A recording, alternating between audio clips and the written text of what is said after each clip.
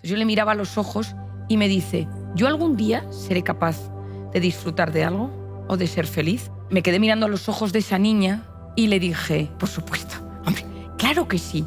Y pensé para mis adentros, tiene que ser que sí. Por supuesto que tiene que haber esperanza ante el trauma. No puede ser que un trauma determine y te hunda para siempre. Somos más fuertes, no cuando somos fuertes, sino cuando nos sentimos queridos. Muchísimas gracias. Estar hoy aquí es emocionante. Cuando yo vi hace muchos años los primeros vídeos de Aprendemos Juntos, pensé, me acuerdo perfectamente en mi casa en el ordenador, dije, ¿te imaginas que yo algún día puedo ir a contar esas cosas que yo voy pensando, que yo creo, que me gusta razonar sobre ellas en esta plataforma tan absolutamente maravillosa? Y de repente un día me llamaron. Y entonces yo me puse nerviosa, estaba de los nervios. Y decía, no es cierto. Era una cosa como, quiero llegar a esto. ¿Por qué quiero llegar a esto? Porque estaba yo en primero de carrera. Empiezo a estudiar medicina, padre psiquiatra, abuelo psiquiatra, yo vengo de una familia de psiquiatras, donde mi abuelo, cuando él se formó en Alemania, y se dio cuenta que la salud mental era un tema que no se trataba bien. Toda la gente que tenía problemas psiquiátricos severos acababa en un psiquiátrico y moría. O sea, es decir, había muy poco futuro para esas personas. Entonces mi abuelo decide que hay que dar una oportunidad a esa gente que sufre, que no puede ser que lo único sean pastillas, medicaciones o terapias muy agresivas. Luego llega mi padre maravilloso, mi maestro, mi mentor en el mundo de la psiquiatría, que me decía, nosotros los psiquiatras, los psicólogos, bajamos a los entresijos del alma, del espíritu, de la persona, de la biografía, intentamos que funcione con armonía. Y mi padre empieza a hablar de depresión, de ansiedad, de trastornos de la personalidad, empieza a hablar de temas que no se hablaba. Cuando yo empiezo primero de medicina, sabiendo que quiero ser psiquiatra, en los primeros meses nos hablan de prevención del cáncer de próstata, del cáncer de mama, de hipertensión, de colesterol, de diferentes temas de salud, de prevención en la salud y en la alimentación. Nadie hablaba de la salud mental. Recuerdo que a mitad de primero me voy a hablar un día con el vicedecano y le digo, oye, ¿y esto de la salud mental y de la psiquiatría? Me dice, no, esto se habla en tercero en un semestre de psicología. Le digo, pero ¿y no se hace nada al respecto desde primero de medicina? Me dice, no, ¿para qué? ¿No se hace prevención? ¿Cómo se va a hacer prevención? Entonces yo llego a casa ese día, cojo a mi padre y le digo, papá, yo de mayor me quiero dedicar a hacer prevención en salud mental. Dice, ¿a qué te refieres? Le digo, yo quiero enseñarle a la gente cómo funciona su cerebro, su mundo emocional, para que se comprenda. Porque si uno se comprende, se siente aliviado. Y el problema es que todos a lo largo de la vida atravesamos momentos mejores y peores, pero en las relaciones humanas, que no nos entendemos, que estamos irritables, impacientes, de repente tenemos obsesiones raras, vías de escape que nos perjudican, no estamos bien. Pero si no nos entendemos, es muy difícil que pongamos remedio. Hay que comprenderse. Entonces ese día mi padre me dijo, yo te apoyaré. No solo hay que ir al psiquiatra o al psicólogo cuando ya has caído, cuando ya estás mal, sino que tú pides ayuda o intentas formarte, que es la maravilla de los libros, de la divulgación y, por supuesto, Aprendemos Juntos, que es decir, eso me pasa a mí. Claro, eso es lo mío. ¿Sabes? Entonces yo tengo que cambiar este hábito. ¿A que haciendo estas rutinas mi vida puede mejorar? Porque lo entiendo, lo activo. Es decir, la divulgación en temas de emociones, de mente, de cuerpo, ha ayudado a hacer un clic en la sociedad. Cuando me llamaron Quique y Miguel Ángel y todos me llamaron y me dijeron, Marian, queremos que hables de algo que nunca has hablado. Dije, pues hablo de fútbol, que me encanta. Le digo, vamos a organizar una charla distinta, ¿no? Y entonces llevo semanas montándola en mi cabeza con un concepto, que si alguno ha leído Encuentra tu persona vitamina, es una pregunta que lanzo al aire que para mí es importantísima, que es, ¿amamos como nos amaron? A lo largo de mis libros y de mi divulgación he intentado siempre ir entrando en temas que a todos de alguna manera nos tocan. En el primero, en cómo hacer que te pasen cosas buenas, era la unión de la mente y el cuerpo. Me acuerdo cuando saqué el libro que las principales críticas era que decir que la mente y el cuerpo estaban unidos era pseudociencia. ¿Que de dónde me había sacado yo eso? Entonces, claro, el ser psiquiatra y el tener clínica te ayuda mucho a ver las cosas. El 80% de las consultas en atención primaria en la clínica de Harvard son por temas emocionales. En el segundo libro salían las relaciones humanas. Encuentra tu persona vitamina, hablando de ese concepto de que para estar bien con alguien, lo primero y más importante es estar bien con uno mismo. Vamos a desgranar esta frase. Es decir, aquí hay dos conceptos que os lanzo y que me gustaría, probablemente si habéis leído o escuchado, muchos os suenen, pero vamos a hacerle el 360. Primero, ¿amamos como nos amaron? Esta pregunta me refiero a, ¿yo me vinculo dependiendo de cómo a mí me han enseñado a vincularme, a querer? ¿Yo hago exactamente lo contrario de lo que me han enseñado? ¿De qué depende? Primera pregunta. Segunda afirmación. Para estar bien con alguien hace falta estar bien con uno mismo. Empecemos desde el principio. ¿Estar bien con uno mismo qué significa? Lo primero es que yo me conozco. Yo me tengo que conocer. ¿Cómo soy yo? ¿Cómo es mi forma de ser? ¿Qué te activa el cortisol? ¿Cuáles son tus factores de estrés? ¿Qué pone tu organismo en modo supervivencia? Pues mis heridas, que tengo miedo a las enfermedades, el dinero, las alturas, me da mucho miedo de repente tener una reacción alérgica porque la tuve de pequeño, entonces siempre que como cosas con pescado vivo con muchísimo miedo y entonces voy a los restaurantes con miedo, da igual. Pero cuando nosotros sí tenemos identificados nuestros factores de estrés, es mucho más fácil que entendamos lo que nos sucede, porque nuestros rasgos de personalidad se modifican. Cuando yo me conozco, yo sé lo que activa mis factores de estrés, en quién me convierto y cuáles son los síntomas que me aparecen, ¿no? En mi caso particular, yo lo cuento muchas veces, a mí se me va la boca, se me inflama la boca, tengo problemas en las encías, etc. Pero es muy bueno que sepamos, porque a mí no me pasa nada, yo con estrés no me pasa nada, es muy complicado, porque nuestro cuerpo está constantemente escuchando cómo nos sentimos, cómo reaccionamos, cómo queremos, cómo nos sentimos queridos. Y en este conocimiento hay una pregunta, hay una frase clave que es, vale, yo sé lo que es un factor de estrés, yo sé lo que me descarga, lo que me enferma, lo que me irrita, pero ¿qué es aquello que me repara? ¿Dónde me recupero yo? Parte del último libro, esto sale en el último libro, fue explicar que tenemos en el cerebro como una batería, yo lo llamo la pila, ¿no? La batería. Y entonces uno se levanta por la mañana, ha dormido sus 8 horas, 100% de batería, y a lo largo del día, per se, se va bajando la batería. No es que yo quiero tener 100% de batería en mi cerebro todo el día, no es imposible. Porque per se, por cómo va pasando el día, va bajando. Ahora, como yo ya he dormido 5 horas, ayer tuve una cena con mis amigos, bebimos mucho, tengo resaca, la pila está al 50%. Y cuando llegamos al 20%, que se pone en modo rojo, sale mi peor versión. Por eso parte de conocerme significa que yo conozco cómo es mi forma de ser, yo conozco que me descarga, yo conozco que es aquello que activa mi modo alerta, sé en quién me convierto. Esto es muy bueno. Lo he dicho muchas veces y parece un reduccionismo, pero muchas crisis de pareja son estados de alerta de uno de los dos que lleva años o meses o semanas en modo alerta y está en esa versión negativa, irritable, no se puede hablar con él, no se puede comunicar, encima todo le duele, se queja por todo. Dices, tío, ¿ya no me quieres? No, pues esperemos que no. Sino lo que le sucede es que se ha ido a ese punto donde su cerebro, su organismo se ha ido al modo alerta y ya no puede conectar contigo porque está en su peor versión y su batería está completamente agotada. Por lo tanto, yo me conozco. Lo segundo fundamental es que yo me comprenda. Todos nosotros tenemos una historia, tenemos una biografía.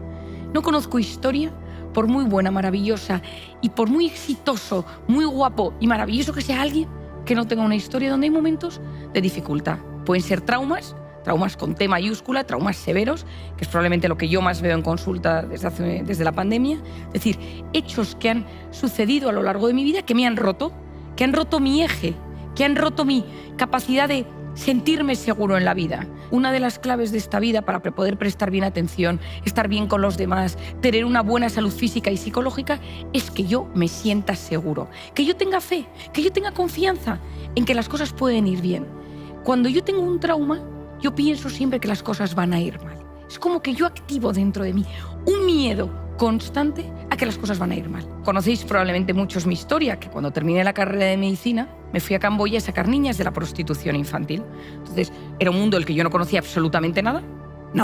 Me leí un libro, me di cuenta que había un problema grave de prostitución. Yo era una chica de 20 y pocos años, me fui a Camboya y acabé metida en los prostíbulos, metida en las redes de prostitución, intentando sacar a esas niñas, unas historias completamente espeluznantes. O sea, era un mundo del que yo no conocía nada. ¿Y cuál fue mi sorpresa? Que cuando yo llego a España de vuelta, me había impactado tanto que en algunos colegios, institutos, me llamaban para hablarle a los alumnos de la importancia de hacer solidaridad, de la importancia del voluntariado, que es algo que a mí me fascina y que recomiendo siempre porque es una forma de salir de uno mismo y ayudar a los demás. Y cuando yo iba a los lugares, una de mis grandes sorpresas era que yo contaba las historias de estas niñas y los traumas, y había gente que me escribía correos electrónicos y me decía, Marian, a mí me violaron, yo tengo una historia de trauma, a mí me abandonaron, a mí no me quisieron. Entonces yo me di cuenta que no había que irse a Camboya para encontrar el trauma, que cada uno trae su propia historia donde hay heridas y que esas heridas pueden tener un impacto y que pueden influir poderosamente. Un día estoy en uno de los prostíbulos, conseguimos hacer una redada, saco a una niña terrible, una niña de 12 años que había sido violada muchísimas veces por clientes, una historia terrible. Entonces, cuando estoy con esa niña en el centro de acogida donde estaba, yo hablaba entonces unas palabras de Khmer, el idioma de allí, que ahora ya no recuerdo. Entonces yo le miraba a los ojos y me dice, ¿yo algún día seré capaz de disfrutar de algo o de ser feliz? Me quedé mirando a los ojos de esa niña y le dije, por supuesto, hombre, claro que sí. Y pensé para mis adentros, tiene que ser que sí. Por supuesto que tiene que haber esperanza ante el trauma. No puede ser que un trauma determine y te hunda para siempre. Entonces me puse a leer, a investigar y topé, y además es maravillosa la entrevista que tenéis con él, con Boris Cyrulnik, le localicé, porque él lanza un mensaje de esperanza. Una infancia infeliz no determina tu vida. Tenemos que identificar nuestros traumas, nuestras heridas, de dónde viene esa forma, esa manera que a veces yo tengo de estar hiperalerta. ¿Por qué es importante que yo me comprenda? Porque cuando yo me comprendo me siento aliviado. Cuando yo comprendo mi historia, entiendo que a veces hay ciertos comportamientos míos que vienen derivados de eso. Por ejemplo, el otro día me viene una paciente a la consulta y me cuenta que ya lleva muchos años, ella tiene una historia de muchísima dureza. Sus padres se separaron, se fue a vivir con su padre, su madre se fue con otro hombre y les abandonó y no reapareció. El padre cayó en el alcoholismo, una abuela la acogió, la abuela se muere, acaba en una especie de residencia donde hay una tía segunda que le paga la residencia, es decir, historia de abandono y de gente que desaparece de su vida sin dar explicaciones. Esta chica consigue estudiar la carrera y ahora cuando yo la descubro, es una persona que trabaja en una empresa, en una multinacional, teletrabaja la mayor parte del tiempo y ahora se ha venido a Madrid, a las oficinas de Madrid. Todo el mundo la conoce online, pero no presencial. Primer o segundo día que está en la oficina, está todo el mundo trabajando, tal, en sus puestos. Ella está en una sesión por Zoom con unos clientes y de repente levanta la cabeza, 2 de la tarde, y ve que no hay nadie en la sala. Se ha ido todo el mundo. Entonces empieza a llorar. Un ataque de ansiedad. Escribe en el chat, ¿dónde estáis? Y dice, nos hemos bajado a comer, te estamos esperando. Pero en su interpretación era, me han vuelto a abandonar. Entonces ella cuando me lo contaba me decía, Marian, no sabes lo mal que me puse. Vinieron a mi mente todos los momentos a lo largo de mi vida que desaparece gente sin dar explicación. Uno escucha esta historia y dice, hombre, tampoco es para tanto, todo depende de dónde vengas. Esto es lo que yo denomino en mi libro, en Encuentra tu persona vitamina, los cimientos emocionales. Esa casita, donde yo lo denomino, como os decía, cimientos emocionales, puede producir que yo replique lo que he vivido, que yo me vaya en sentido contrario o que yo intente analizarlo, que es un poco lo que yo pretendo, y que sea capaz de hacer lo que es mejor para mí. Pongamos un ejemplo. Viene una chica a mi consulta y me dice, Marian, es que yo no sé lo que me pasa, pero siempre acabo con hombres que me hacen daño, me son infieles, yo no sé qué me pasa, yo que siempre he sido una mujer obsesionada con la fidelidad y todos los hombres con los que salgo son profundamente infieles. Y llegamos a tu casita, a tus cimientos. Entonces me cuenta que sus padres vivieron toda la vida juntos, pero su padre era profundamente infiel, pero la madre, cuando se plantaba un poco, el padre le decía, te vas a quedar en la calle, no te vas a quedar sin dinero, y entonces la madre aguantaba. Ella quería mucho a su madre, el padre era un gran padre, no un buen marido, pero un gran padre, y ella le admiraba.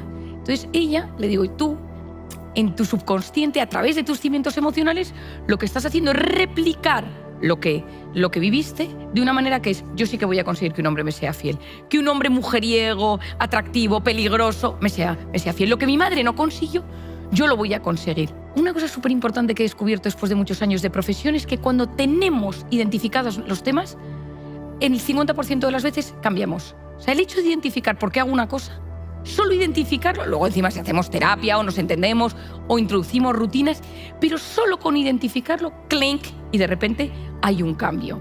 Para estar bien conmigo mismo, una de las principales cosas que tengo que hacer es analizarme y decir, ¿cómo soy yo? Porque claro, al final todos nosotros tenemos nuestros rasgos, nuestras formas de ser.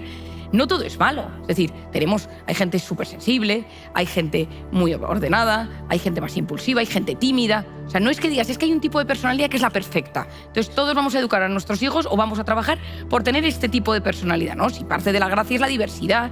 Lo malo es cuando algo de los rasgos de personalidad se acentúa tanto que me perjudica, me hace daño y me impide conectar de la mejor manera posible con el entorno. En el fondo, parte de todo esto que sucede tiene que ver con un concepto. Parte de las relaciones humanas, para que funcionen bien o no funcionen bien, tienen que ver con un concepto, y es el miedo. Al final, El miedo es algo natural, nacemos con miedo, es fundamental el miedo. Gente que me dice, Marian, es que a mí me encantaría vivir sin miedo. No, es imposible vivir sin miedo, porque el miedo es absolutamente fundamental porque nos hace ser prudentes. Lo malo es cuando el miedo se apodera de mí. Y uno dice, vale, ¿miedo a qué? Miedo a la muerte, miedo a la enfermedad. No, pero vamos a desgranarlo un poco más. Uno se tiene que observar y decir, ¿soy de aquellos que me cuesta abrirme a los demás? ¿Soy una persona que genero conflicto? ¿Soy una persona que evito el conflicto? ¿Soy una persona que no sé decir que no? ¿Soy una persona que exagero mis logros o presumo de todas las cosas buenas que hago? ¿Soy una persona que intento llamar siempre la atención? ¿Que necesito la validación de los demás? Todo ello se puede responder con miedo a perder el control, miedo a causar decepción, miedo a que no me quieran, miedo a no ser importante, miedo a sufrir.